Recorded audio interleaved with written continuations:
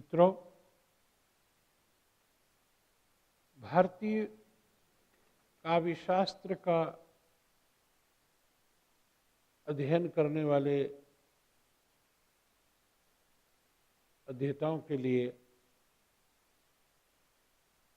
यदि रस निष्पत्ति और साधारणीकरण, रस, रीति, अलंकार, ध्वनि और वक्रोक्ति, औचित्य, संप्रदाय की बात न की जाए तो बात अधूरी रहती है। पहले हम लोगों ने रस क्या है, रस का स्वरूप, रस के अवयव के विषय में हमने बात की थी और ये भी कहा था कि हृदय की मुक्तावस्था का नाम रस है। किसी काव्य रचना को पढ़ते समय, किसी नाटकीय दृश्य को देखते समय कभी कभी हम एक ऐसी भाव स्थिति में पहुंच जाते हैं, मन स्थिति में पहुंच जाते हैं, एक ऐसी अलौकिक दशा में हम पहुंच जाते हैं, हमारे चित्त की एक ऐसी उदात्त अवस्था हो जाती है, भावों का एक ऐसा उत्कर्षण हो जाता है कि हम नहीं रहते। हमारा जो मैं का बोध है, मैं की जो अनुभूति है, यह मैं हूं की जो चेतना है, यह मैं हूं का जो संस्कार है, यह मैं हूं, ये मेरा है, ये तुम्हारा है, ये ममत्व परत्व का जो भेद है, उस सब से हम ऊपर उठ जाते हैं। देश और काल को हम विस्मृत कर देते हैं। ऐसी विशिष्ट जो हमारी अनुभूति होती है, उसी को हृदय की मुक्तावस्था कहते हैं। आचार्य भरत मुनि ने अपने नाट्य शास्त्र ग्रंथ का प्रणयन करते समय दर्शकों की और मंच पर अभिनीत होने वाले नाटकीय दृश्यों की संगति पर विचार करते हुए चिंतन किया। इस संगति की चरमोत्कर्ष अवस्था क्या हो सकती है कि जहां अभिनेताओं द्वारा किया जाने वाला अभिनय और देखने वाले दर्शक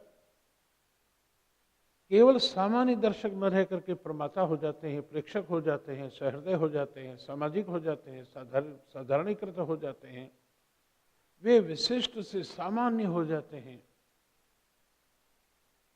यह जो स्थिति बनती है अभिनेताओं और सहृदय दर्शकों के मध्य में, यह जो स्थिति बनती है,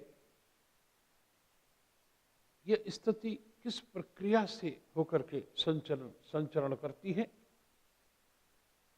इसी को आचार्य भरत मुनि ने कहा कि तत्र विभावानुभाव व्यभिचारी संयोगाद्रस निष्पत्ति। तत्र विभावानुभाव व्यभिचारी संयोगाद्रस निष्पत्ति। तत्र यानी वहां रंगमंच पर, वहां रंगमंच पर विभाव, अनुभाव और संचारियों की जो संगति होती है, उससे रस की निष्पत्ति होती है। यहां आचार्य भरत मुनि के इस सूत्र वाक्य में दो शब्द आपके और हमारे लिए बड़े विचारणीय हैं, द्रष्टव्य हैं, संयोग और निष्पत्ति। संयोग क्या और निष्पत्ति क्या? आचार्य भरत मुनि जी कहते हैं कि तत्र विभाव अनुभाव व्यभिचारी संयोग। विभाव, अनुभाव और संचारियों के संयोग से,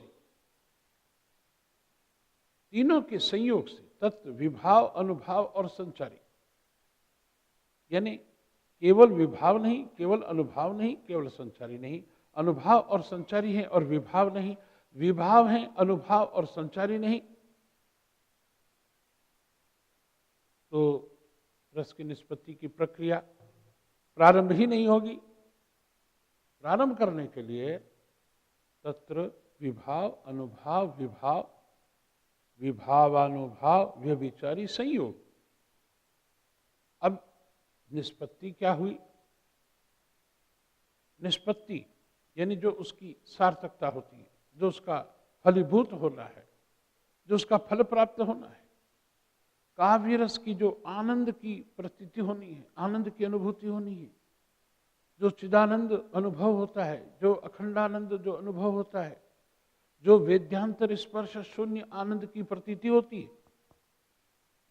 ये जो प्रतीति है निष्पत्ति। संयोग और निष्पत्ति, आचार्य भरत मुनि कहते संयोग कैसे कि जिस प्रकार से नाना प्रकार के भोज्य पदार्थों का चर्वण करने से, भोज्य पदार्थों का चर्वण करने से, भोज्य पदार्थों में षटरस खट्टा मीठा कड़वा तीखा चरपरा कसेला, तो ये जो षटरस युक्त जो भोज्य पदार्थ हैं, इन भोज्य पदार्थों का चर्वण करने से भोज्य रस निष्पन्न होता है। जैसे आप लोग किसी विवाह भोज में जाते हैं और कल्पना कीजिए कि विवाह भोज में जाते ही आपको पहले तो अगर सर्दी का मौसम है तो गर्मा गर्म आपको टमाटर सूप या और जो पॉपकॉर्न का जूस सूप होता है, गर्मा गर्म सूप पीने को मिला, बड़ा टेस्टी लगा, आपको आनंद आया। तत्पश्चात मित्र लोगों से मुलाकात करने के बाद में आपकी खोजी दृष्टि जो है वो स्टॉलों की तरफ केंद्रित हुई और जहां मिठाई का इंस्टॉलमेंट था वहां आपकी पसंद के भांति भांति के हलवे थे। पंचमेवे का भी हलवा था, दाल का हलवा भी था, बादाम का हलवा भी था, अंजीर का हलवा भी था और आपकी मनपसंद और भी सारी मिठाइयां थी। फिर आपकी जो ये कोलंबसी आंखें मतलब समझे आप, जैसे कोलंबस खोजते खोजते अमेरिका पहुंचा कि नहीं पहुंचा, तो वैसे ही आपकी ये कोलंबसी आंखें जो है वो खोज करते करते जब नमकीनों की स्टॉल की तरफ आई तो वहां आपकी सारी मनपसंद चीजें थी। साग पूरी पर गई तो वहां आपकी मनपसंद चीजें थी और सब कुछ खा लेने के बाद में फिर आपने मन में विचार आया कि कितना अच्छा होता कि गर्मा गर्म दूध होते, मलाईदार फर्स्ट क्लास। तो आपसे किसी ने कहा कि भाई साहब वो दूध वाला उधर है।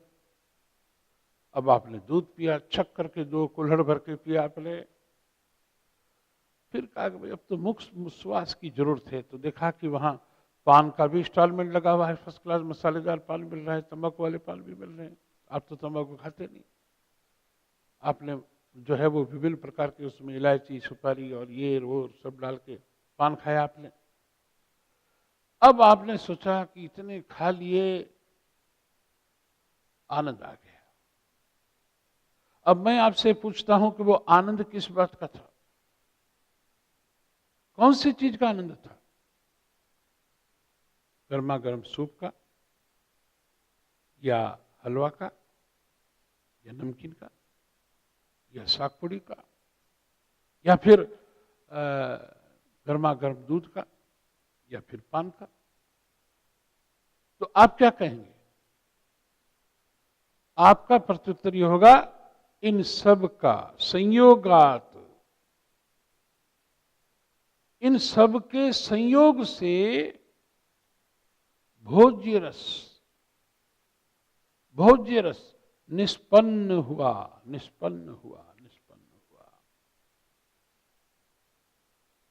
ठीक इसी प्रकार से आचार्य भरत मुनि जी कहते हैं कि रंगमंच पर जब विभाव अनुभाव और संचारियों का संयोग होता है, संयोगाद्रस, तो रस निष्पन्न होता है, रस निष्पत्ति होती है। अब भरत मुनि के रससूत्र को लेकर के परवर्ती काल में जिन 4 उल्लेखनीय आचार्यों ने चिंतन किया, हम उसके बारे में बात करते हैं। सबसे पहले आचार्य भट्ट लोलट जी आए और भट्ट लोलट जी ने आचार्य भरत मुनि के इस सूत्र को स्वीकार नहीं किया। उन्होंने ये कहा कि भाई बात ऐसी है कि जब प्रमाता या प्रेक्षक या सहृदय या दर्शक जब रंगशाला में जाता है और वहां जब वो पात्रों का अभिनय देखता है तो उसके सामने 2 स्थिति होती है। एक तो वे पात्र मूल पात्र जो कभी रहे होंगे, और दूसरा अब वे पात्र जो कवियों ने अपनी रचनाओं में प्रस्तुत किए, जिसका अभिनय यहां हो रहा है। इसका मतलब एक तो कवि कल्पित पात्र और एक मूल पात्र। मूल पात्र जो अनुकार्य हैं और अभिनय करने वाले अनुकर्ता हैं। अनुकार्यों का अनुकर्ता अनुकरण करते हैं। ये कवि कल्पना है। जिस समय में राज्यसभा में उपस्थित समस्त चक्रवर्ती सम्राटों द्वारा जब शिव का धनुष भंग नहीं किया जा सका, यहां तक कि प्रत्यंचा भी नहीं चढ़ाई जा सकी, जनक जी बहुत पीड़ित हुए, दुखी हुए और हताश होकर के उनके मुख से स्वतः ही ये वचन निकले कि वीर विहीन धरा में जानी। जैसे ही उन्होंने कहा कि वीर विहीन धरा में जानी, और लक्ष्मण जी तमतमा गए, अपने गुरु विश्वामित्र जी के श्री चरणों में नमन किया, भगवान अग्रज राम जी के चरणों में नमन किया और फिर उठ खड़े हुए और कहा कि संभवतः जनक जी को पता नहीं है कि जहां रघुवंशी हो वहां इस प्रकार की बात नहीं कही जानी चाहिए। ये तो मेरे गुरुदेव और मेरे अग्रज श्रेष्ठ की आज्ञा नहीं है, अन्यथा धनुष तो क्या, इस संपूर्ण पृथ्वी को मैं कंदू फल की तरह तोड़ करके, गुल्लर के फूल की तरह तोड़ करके फेंक सकता हूं। और तब जब विश्वामित्र जी ने लक्ष्मण जी को इशारा किया और कहा कि राम जी से कहा, उठो तात भंजो भवचापा, मेटो तात जनक परितापा। और श्री राम जी उदित उदयगिरी मंच पर रघुवर बाल पतंग, विकसे संत सरोज सब हर्षे लोचन भृंग। और जब जनक जी ने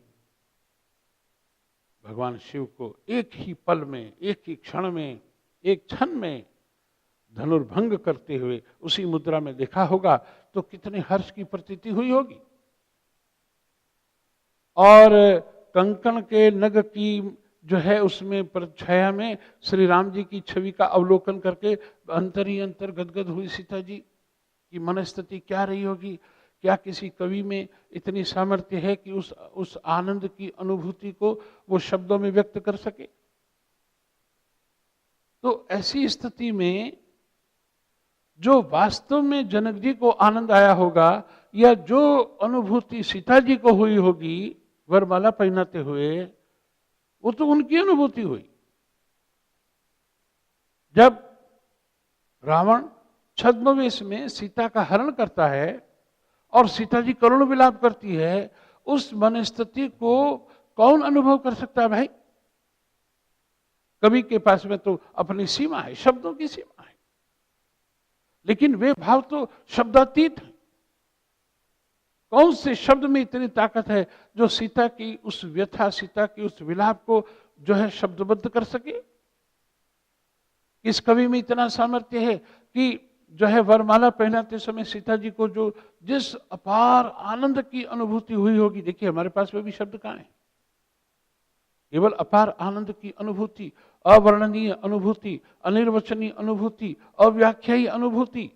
इसके अलावा, इसके अतिरिक्त हमारे पास भी क्या शब्द है? उसे कौन व्यक्त कर सकता है? जब मेघनाथ ने शक्ति बाण चला के लक्ष्मण जी को मूर्छित कर दिया, उस समय श्री राम जी की जो मनस्थिति हुई होगी, उस मनस्थिति को कौन कवि इतना समर्थ है कि व्यक्त कर सके? कवि के पास में तो कवि आखर अर्थ बल साचा, गोस्वामी जी ने कहा कवि के पास में तो केवल शब्द और अर्थ, बस, इसके अतिरिक्त और कुछ नहीं। शब्दों की तो बड़ी एक सीमा होती है। उस मूल भाव तक कौन पहुंच सकता है? इसलिए भट्ट लोलट ने कहा कि दर्शक के सामने अनुकार्य नहीं होते हैं, मूल पात्र नहीं होते हैं। दर्शक के सामने अनुकर्ता होते हैं, दर्शक के सामने अभिनेता होते हैं। और वे अभिनेता अपने हाव भाव, वेशभूषा, संवाद से, वो मंचीय व्यवस्था ऐसी होती है, वो ध्वनि ऐसी होती है, प्रकाश ऐसा होता है कि जिसके कारण दर्शक उन पर अपनी धारणाओं के अनुरूप उस मूल पात्र का आरोपण करते हैं। और चूंकि वो आरोपण करते हैं, इसलिए रस निष्पन्न नहीं, रस उत्पन्न होता है। वो जो कुछ उन्होंने, पात्रों ने अपने ऊपर आरोपण किया है। आपने रामायण सीरियल देखा होगा, महाभारत सीरियल भी देखा होगा आपने। महाभारत सीरियल में जिस तरह से रूपा गांगुली द्रौपदी का अभिनय करती है, नीतीश भारद्वाज श्री कृष्ण का अभिनय करते हैं, पुनीत ईश्वर ने जिस प्रकार से दुर्योधन का अभिनय किया, बड़े अद्भुत थे। और आपको मैं बताऊं कि द्रौपदी के चीरहरण वाला जब प्रसंग था ना, जिस दिन टीवी में आया था संडे को, सोमवार को मैंने अखबार में पढ़ा था, हिंदुस्तान में कम से कम 50 जगह लोगों ने गुस्से में आकर के दुशासन का सर फोड़ दिया। दुशासन कौन था? कोई नहीं, टीवी की स्क्रीन पर वो तो फिल्म आ रही थी, लेकिन लोगों के हृदय में ऐसा रस उत्पन्न हुआ एक क्षण के लिए। अभी मैंने जैसे आपसे कहा कि वो जो एक विलक्षण मनोदशा बन जाती है, हृदय की मुक्तावस्था बन जाती है। लेकिन भाई ऐसा है, रूपा गांगुली सीरियल समाप्त होने के बाद में भी क्या द्रौपदी है क्या? सीरियल एपिसोड खत्म होने के बाद नीतीश भारद्वाज अब भी श्री कृष्ण है क्या? अरुण गोविल जिन्होंने रामायण में राम की भूमिका निभाई, सुनील लहरी जिन्होंने कृष्ण जो है लक्ष्मण जी की भूमिका निभाई, संजय जोग जिन्होंने भरत की जो है भूमिका निभाई, और अरविंद त्रिवेदी जिन्होंने रावण की भूमिका निभाई, तो वो क्या, वो एपिसोड समाप्त होने के बाद में अब भी वही है क्या? तो कहने का मतलब ये हुआ कि दर्शक के सामने मूल पात्र नहीं आते हैं, दर्शक के सामने तो अभिनेता होते हैं, कवि कल्पित पात्र होते हैं। इसलिए भट्ट लोलट ने कहा कि यह मूल पात्र नहीं है, ये कवि कल्पित पात्र हैं। मूल रस निष्पन्न तो मूल पात्र के हृदय में होगा, यहां रस निष्पन्न नहीं होगा, यहां रस की निष्पत्ति होगी। बाद में दूसरे आचार्य आए, आचार्य शंकुक जी, वे न्याय शास्त्री थे।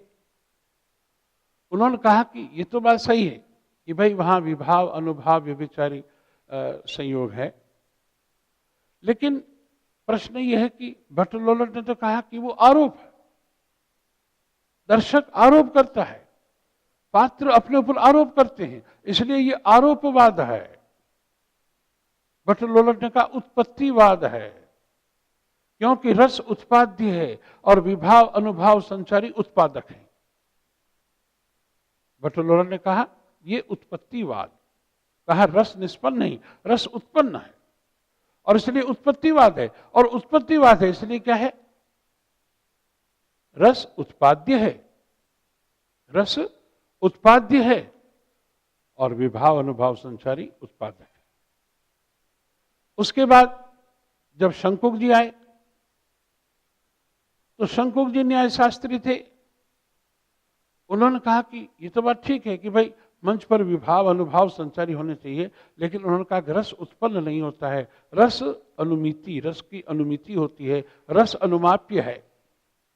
क्योंकि वे कहते हैं कि जिस प्रकार हम तुरंग का चित्र देखते हैं, घोड़े का चित्र देखते हैं, और घोड़े का चित्र देख करके हम कहते हैं कि ये घोड़ा है, वास्तव में वो घोड़ा नहीं है, वो घोड़े का चित्र है, वो वास्तव में घोड़ा नहीं है, वो तुरंग नहीं है, वो अश्व नहीं है, वो घोड़े का चित्र है। घोड़ा इतना सही होता है क्या? आप जहां बैठे हैं और जहां आप मेरी बात देख रहे हैं, सुन रहे हैं, शायद आप ड्राइंग रूम में बैठे होंगे या अपने अध्ययन कक्ष में बैठे होंगे, जरा दृष्टिपात कीजिए अपने आसपास। सामने जो है शायद हो सकता है कि कोई गणेश जी का चित्र हो या सरस्वती जी का चित्र हो, मान लीजिए आपकी अपनी मनपसंद की हीरोइन या हीरो के चित्र होंगे, तो जिस कैलेंडर में जितना उनका चित्र है, 4 inch, 5 inch, 6 inch, 8 inch, 12 inch, क्या वे 12 इंच के ही हैं? नहीं, वो चित्र हैं, लेकिन वो चित्र ऐसे हैं कि आपका पूरा अनुमान होता है कि ये वही हैं।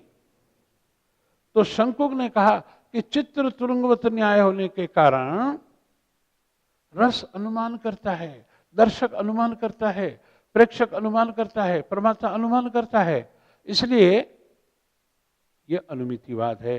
रस अनुमाप्य है, रस अनुमाप्य है, और विभाव अनुभाव संचारी अनुमापक। लेकिन फिर आलोचकों ने कहा कि भाई इसमें एक बात बड़ी गड़बड़ है कि रस अनुमान का विषय नहीं होता है, क्योंकि अनुमान बुद्धि का विषय है, अनुमान बुद्धि का विषय है, तर्क का विषय है, और रस तर्क का विषय नहीं है, रस अनुमान का विषय नहीं है। रस तो हृदयंगम करने की बात है, रस हृदयानुभूति का, हृदय का भाव है, और भाव जो है वो तार्किक नहीं होता है, भाव जो है वो तर्क संगत नहीं होता है, भाव तो अपने आप में विलक्षण विचक्षण होता है। इसलिए भरत मुनि जी की ये, शंकुक की ये मान्यता जो है हमें अस्वीकार्य है। एक तीसरे आचार्य आए, और तीसरे आचार्य हुए वे थे भट्ट नायक। अगर हम ये कहें कि भारतीय काव्यशास्त्र में जो साधारणीकरण की बात आती है, अगर इस साधारणीकरण सिद्धांत के प्रणेता अगर हम कहें तो वे भट्ट नायक जी हैं। भट्ट नायक ने उत्पत्तिवाद, अनुमितिवाद, इन तीनों को एक किनारे करके एक अपनी मौलिक स्थापना दी। उन्होंने कहा कि भाई दर्शक जो प्रतीति करता है तो उसके 3 सोपान है। उन्होंने 3 प्रकार के कार्य व्यापारों की कल्पना की, और वो 3 प्रकार के कार्य व्यापार क्या थे? अभिधा, भावकत्व, भोजकत्व। अभिधा, भावकत्व, भोजकत्व। एक बार मेरे साथ गुनगुनाइए, बोलिए मेरे साथ। अभिधा, भावकत्व, भोजकत्व। 3 बार बोलिए। अभिधा, भावकत्व, भोजकत्व। अभिधा, भावकत्व, भोजकत्व। उन्होंने कहा कि अभिधा क्या है?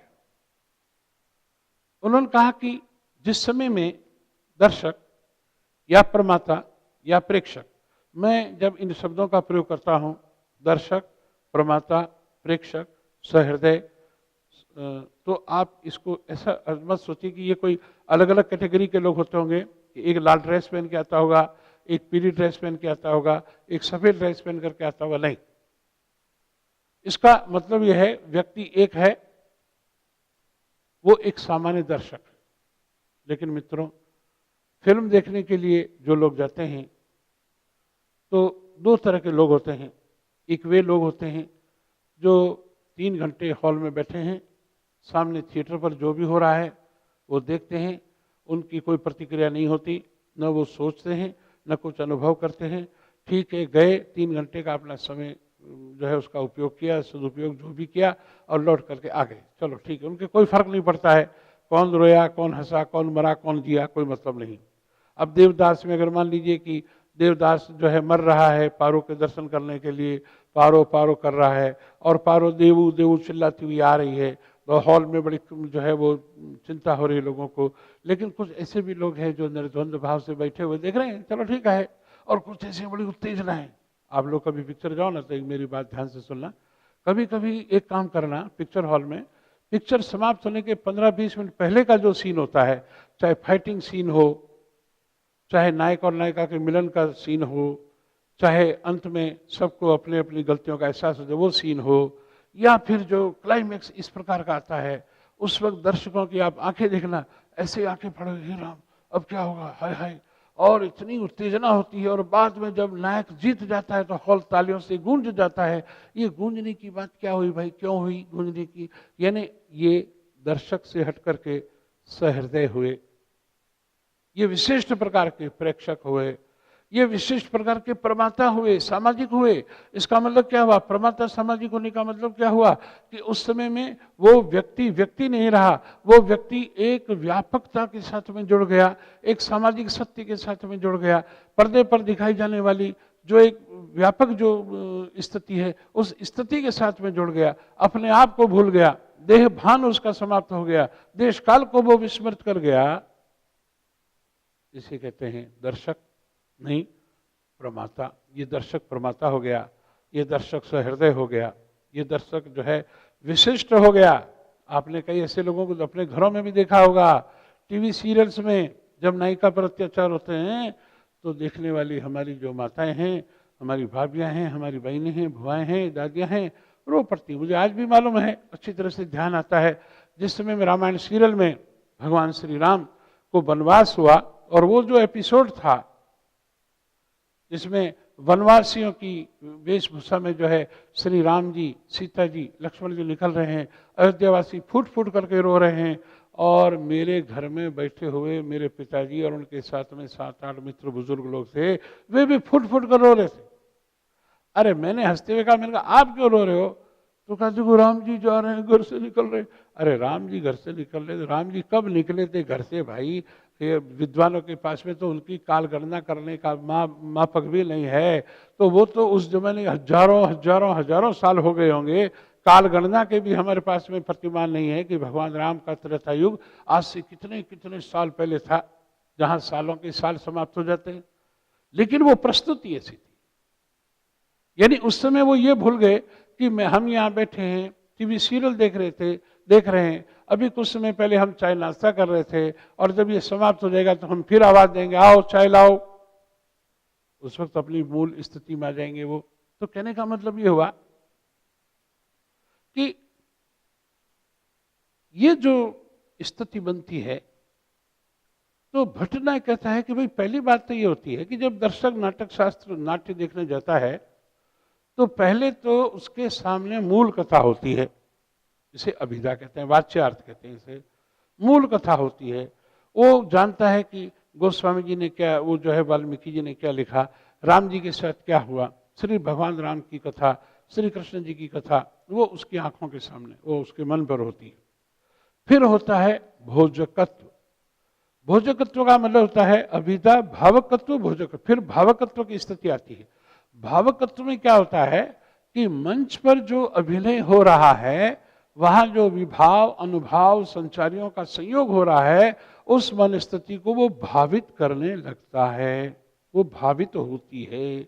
और भावित होते होते मंच पर अभिनेता भी अपने आप को भूल जाता है कि मैं जो है अरुण गोविल हूं, या मैं दीपिका चितलंगिया हूं, या मैं अरविंद त्रिवेदी हूं, या मैं सुनील लहरी हूं, या मैं संजय जोग हूं, या मैं नीतीश भारद्वाज हूं। वो भूल जाता है, वो अपने ऊपर उन्हीं भावों का आरोपण कर लेता है, वही उस पर जो है वो भाव अनुमाप्य होने लगते हैं, और वही प्रतीति दर्शकों को भी होने लगती है। तो क्या होता है? भावकत्व, इसे कहते हैं साधारणीकरण। वो जो विशिष्ट भाव होते हैं वो विशिष्ट सामान्यकृत हो जाता है। दर्शक भूल जाता है कि ये कथा केवल सूर्यवंश के महाराज दशरथ के 4 पुत्रों की है, वो भूल जाता है इस बात को। और श्री राम केवल राम नहीं रहते, लोकनायक हो जाते हैं, जननायक हो जाते हैं, जन जन के हृदय के सम्राट हो जाते हैं, सबकी श्रद्धा के पात्र हो जाते हैं, श्रद्धेय हो जाते हैं, पूजनीय हो जाते हैं, वे जो है स्तुत्य हो जाते हैं, वंदनीय हो जाते हैं, आराध्य हो जाते हैं। और उनको लगता है कि उनके आराध्य उनकी लीलाएं कर रहे हैं, वो भूल जाते हैं कि वो पात्र अभिनय कर रहा है। तो ये होती है साधारणीकरण की प्रक्रिया। और फिर उसके बाद में भोजकत्व, अभिधा, भावकत्व, भोजकत्व। भोजकत्व क्या है? भोजकत्व है कि जिसमें वह उस आनंद को अनुभूत करता है, आनंद की अनुभूति होती है। और यही आनंद की अनुभूति जो है वो विलक्षण हो जाती है, रस बन जाती है। ये कहा भट्टनायक। इसलिए भट्टनायक का जो सिद्धांत है, जिस प्रकार भट्टलोलर का सिद्धांत उत्पत्तिवाद बना, उत्पाद्य, उत्पादक, भट्टलोलर ने कहा रस उत्पाद्य है, विभाव अनुभाव संचारी। शंकुक ने कहा भट्ट अनुमाप्य है, अनुमिति, यानी कि रस अनुमाप्य है और विभाव अनुभाव संचारी अनुमापक। तो भट्टनायक जी कहते हैं कि रस भुक्ति है, भुक्तिवाद। उन्होंने कहा भोज्य भोजक, रस भोज्य है और विभाव अनुभाव संचारी भोजक है। और इसके बाद चौथे आचार्य आते हैं अभिनव गुप्त। अभिनव गुप्त जी ने कहा कि व्यंग्य व्यंजक भाव, व्यंग्य व्यंजक भाव। अभिनव गुप्त ने कहा जिस प्रकार की वर्षा ऋतु में वर्षा की पहली बूंद जब धरती पर गिरती है तो धरती की मिट्टी में से एक भीनी भीनी एक सौंधी सुगंध आती है। वो सुगंध क्या है? उस बूंद का उसमें गिरना, वो वर्षा की बूंद गिरे तभी वो विशिष्ट प्रकार की सुगंध आती है। आप अगर गिलास भर के पानी डाल देंगे रेत में तो वो सुगंध नहीं आएगी, वो सुगंध नहीं आएगी। वो सुगंध तो वर्षा की पहली बूंद गिरे तब भी आती है। तो इसी प्रकार से, ठीक इसी प्रकार से रस जो है, अभिनय जब होता है, विभाव अनुभाव संचारियों का संयोग होता है, तो वो जो दर्शकों के हृदय में जो एक विशिष्ट धरातल है भावों का, वहाँ जब ये अभिनय की जो बूंद गिरती है तो एक भीनी भीनी सुगंध प्रस्फुटित होने लगती है, सौरभ जो है विकीर्ण होने लगती है, वो रस व्यंजित होता है, प्रतीति होती है, रस की अनुभूति होती है। इसलिए ये कहा व्यंग्य व्यंजक भाव। ये अभिनव गुप्त का अभिव्यक्तिवाद कहलाता है, रस अभिव्यंज्य है।